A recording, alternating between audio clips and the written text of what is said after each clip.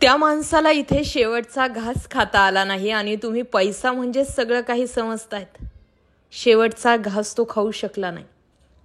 नेमकं यामध्ये काय घडलंय सुरुवातीपासून बघूयात. एका फॅमिली सोबत हे व्यक्ती जेवणासाठी हॉटेलला आलेले असतात.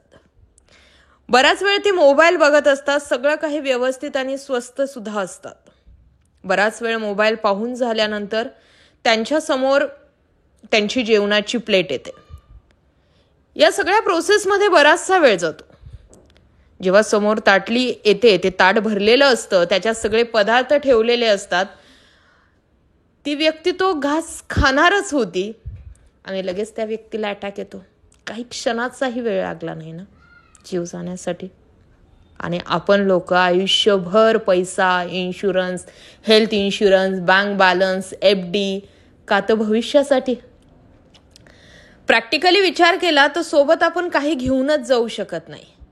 फक्त आणि फक्त ही मोह आणि माया आहे. शेवटी जाताना डोक्यावरती 1 रुपयाचा शिक्का चिकटवला जातो आणि तोही सोबत जात नाही.